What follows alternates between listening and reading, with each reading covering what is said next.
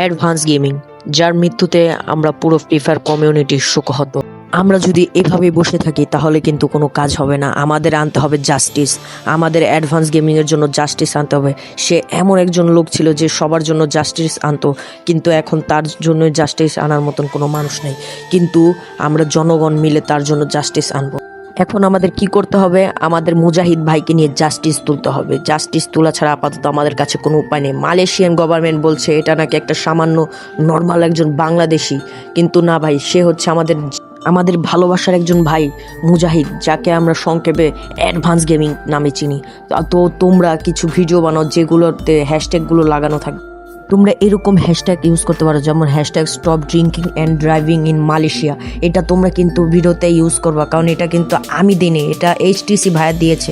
তোমরা এই সব হ্যাশট্যাগ, যেমন hashtag justice for advance gaming, hashtag justice for Mujahid, ভিডিওগুলোতে এই হ্যাশট্যাগুলো তোমরা কিন্তু ইউজ করবা। এবং এগুলো বড় বড় ইউটিউবার, যেমন ইন্ডিয়ান ইউটিউবার এবং বাংলাদেশি কিছু ইউটিউবার, তাদের লাইভ স্ট্রিমে গিয়ে তোমরা এই সব হ্যাশট্যাগুলো দিবা, যেন তাদের চোখে পড়ে। এটা কিন্তু মালয়েশিয়া কিন্তু নতুন নয়, এরকম কেস বা মামলা কিন্তু মালয়েশিয়া প্রতি বছর অনেক হতে থাকে। তো আমাদের এটা মালয়েশিয়ান গভর্নমেন্টের চোখের সামনে আনতে হবে।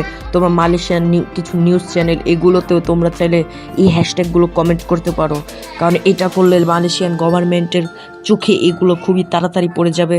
আর তাকে নিয়ে জাস্টিস তুলতে হবে যে সে একজন নর্মাল বাংলাদেশি না, সে হচ্ছে বাঙালির জান প্রাণ অ্যাডভান্স গেমিং মুজাহিদ। এখন আমাদের এই জাস্টিসগুলো সবার সামনে তুলে ধরতে হবে। এগুলো আমাদের তুলে ধরা ছাড়া আমাদের এখন আর কোনো উপায় নেই। এবং এগুলো তোমরা তুলে ধরার জন্য তোমরা বড় বড় ইউটিউবারদের কমেন্ট বক্সে বা লাইভ স্ট্রিমে এই হ্যাশট্যাগুলো কমেন্ট করবা। এবং মালয়েশিয়ান কিছু নিউজ চ্যানেলগুলোতে তোমরা এই সব হ্যাশট্যাগুলো লিখে দিবা, যাতে তাদের চোখে সরাসরি এগুলো পড়ে যায়। এখন থেকে কিন্তু ভাই আমি তেমন একটা মুজাহিদ ভাইয়ের ভিডিও কথা নিয়ে কোনো ভিডিও বানাবো না, কারণ ভাই আমি চাই না তার নাম নিয়ে ভিউজ কামাতে। যদি কোনো ভালো তাজা খবর আসে তাহলে আমি তোমাদেরকে বলে দিব।